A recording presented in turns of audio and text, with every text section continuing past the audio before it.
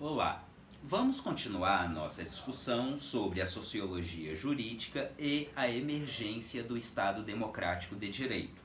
Da forma como estou propondo essas aulas, ainda não estamos no contexto do paradigma do Estado Democrático de Direito. Como disse na aula anterior, a sociologia jurídica é contemporânea à própria sociologia, mas a sociologia jurídica, e é exatamente o que eu busco mostrar nessas primeiras aulas sobre esse tema, mas a função da sociologia jurídica não é nada interessante. Contemporaneamente, esse é o grande barato, é isso que particularmente me motiva a fazer pesquisas, a trabalhar com a sociologia jurídica. A função da sociologia jurídica contemporaneamente ou no Estado Democrático de Direito é denunciar, apontar problemas no âmbito das políticas públicas estatais, mostrar as limitações, as insuficiências do direito formalmente válido. Nesse sentido, a sociologia jurídica hoje é uma ferramenta de empoderamento e de emancipação dos movimentos, dos grupos identitários.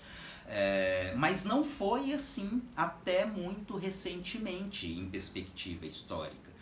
É o que eu quis mostrar falando inicialmente da sociologia jurídica no paradigma do Estado Liberal de Direito. Tá?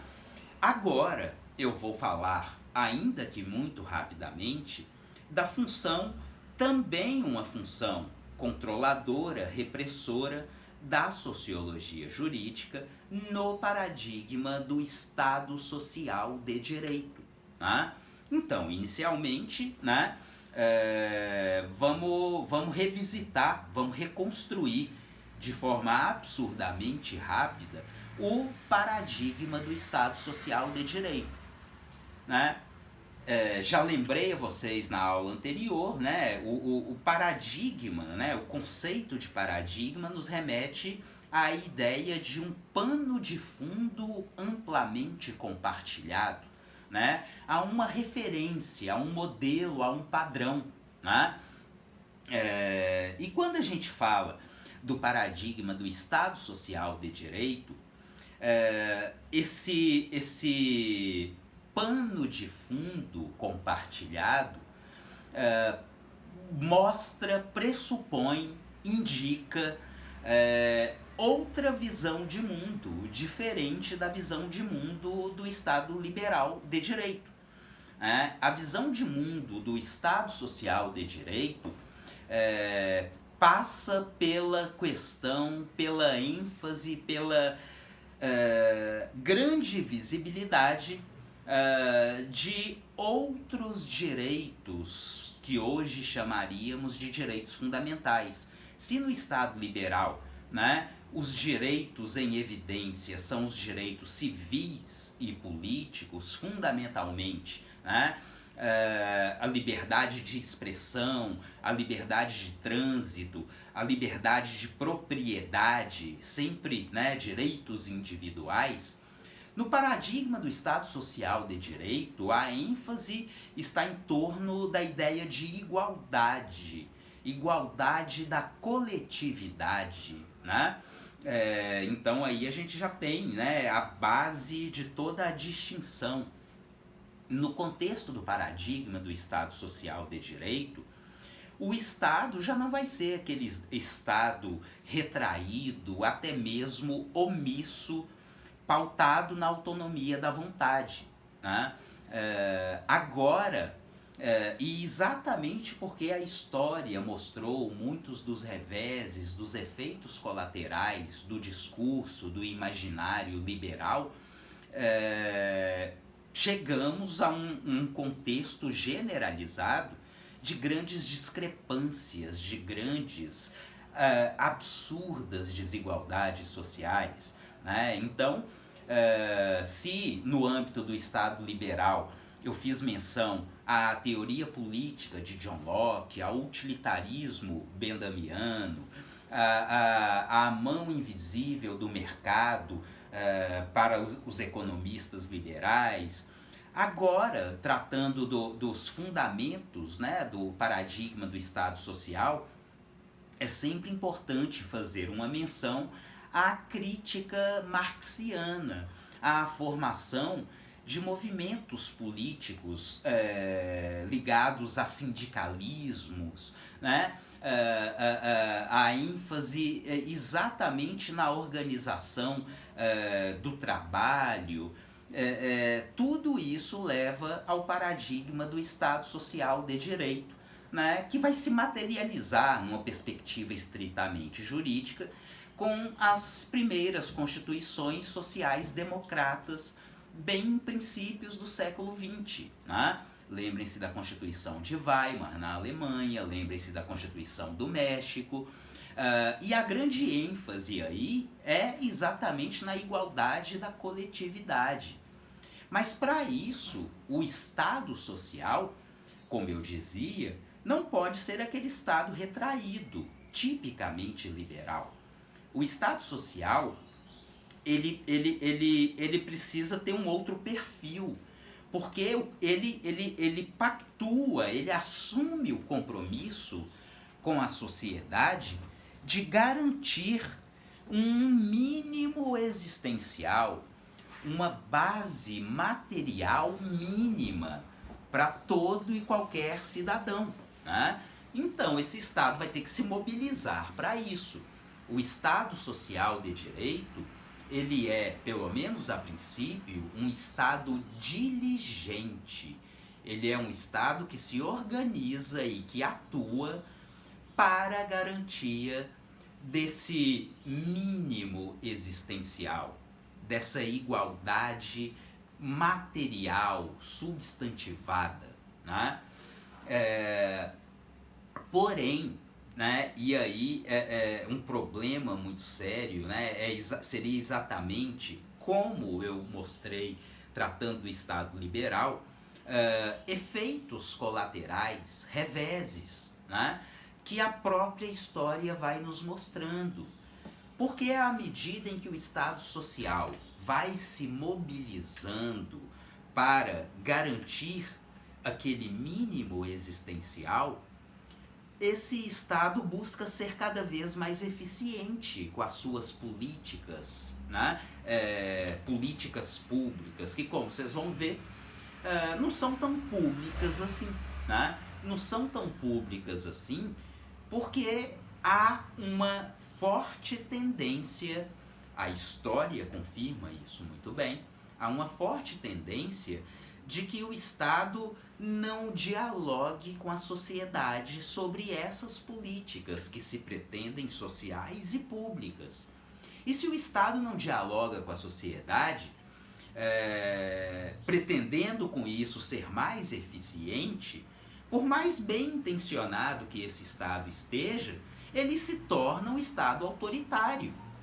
Então, tristemente, o Estado Social de Direito, em perspectiva histórica, ele se mostra tendencialmente um Estado autoritário. E esse elemento autoritário vai culminar em um Estado totalitário, em uma ditadura. Né? Ditadura por quê? Olha, porque se o Estado já não dialoga a construção e execução de políticas públicas com a sociedade, esse Estado está impondo, né? É o que um ditador faz. Né? E muitas vezes esse Estado é até muito bem sucedido na construção e imposição dessas políticas. Porém, se não são discutidas, dialogadas, construídas conjuntamente com a sociedade, tornam-se impostas e, consequentemente, implicam, em maior ou menor medida, na supressão ou na gradativa supressão da liberdade individual. Então, o efeito colateral que a história nos mostra em relação aos estados sociais é que esses estados para garantir uma base material mínima, tende a suprimir a liberdade individual.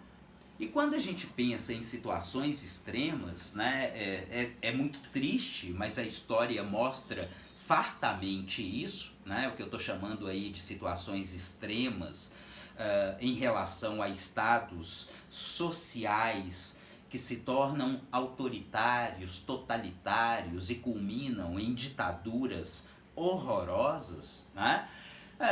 Basta pensar no nacionalsocialismo alemão, na Alemanha hitlerista ou nazista. Pensemos também, que não foi muito diferente, na União Soviética, né?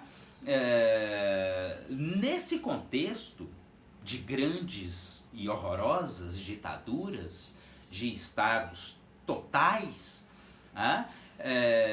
Quem não está de acordo tende a ser eliminado, né? Não apenas marginalizado, eliminado, né? Então eu estou falando de um estado totalitário ou autoritário que atinge um nível extremo, chega ao paroxismo. E nesse contexto, onde vamos visualizar exatamente a sociologia jurídica? A sociologia jurídica está impregnando tudo isso. Por quê? Porque para a construção e imposição dessas políticas pretensamente públicas, o Estado se orienta exatamente para eliminar os dissidentes, né? Então, uma série de pesquisas vão dar embasamento para isso. No caso da Alemanha nazista, todo o elemento da eugenia, todo o elemento da racialização, há um forte aparato pretensamente científico utilizado para convencer amplamente a sociedade alemã, né, de que existem raças superiores e raças inferiores, e que a partir do momento em que essas raças se misturam, há uma tendência de inferiorização, de degeneração generalizada. Então, em prol da raça ariana superior, seria necessário eliminar as raças, os estilos de vida inferiores, degenerados, né? E isso passa pelo elemento estético. O Hitler se empenhando, né, para defender um certo estilo de arte superior, por exemplo, e vai culminar no elemento da raça, que por sua vez leva aos campos da morte, né? Ao elemento mais cru do genocídio, do holocausto nazista, né? Não apenas judeus, mas uma série de outras raças, vamos reproduzir isso que não tem precisão nenhuma, inclusive, né? Mas uma série de outros modos de se viver a vida que acabam sendo levados ao extermínio, à eliminação por essa lógica. Então, no Estado social de direito, a aplicação da sociologia jurídica é ainda muito mais impactante, né? Porque leva a um elemento de repressão, controle e repressão muito mais drástico, né? E nesse sentido, tanto no Estado liberal quanto no Estado social, a aplicação da sociologia jurídica pelos Estados é uma aplicação que não é nada lisonjeira, muito pelo contrário, né? A razão de ser contemporaneamente da sociologia jurídica, repito para vocês, é o empoderamento e a emancipação, né, das sociedades, das populações, dos movimentos sociais, dos grupos identitários. A razão de ser é exatamente denunciar as eventuais omissões ou contradições dos estados. Obrigado.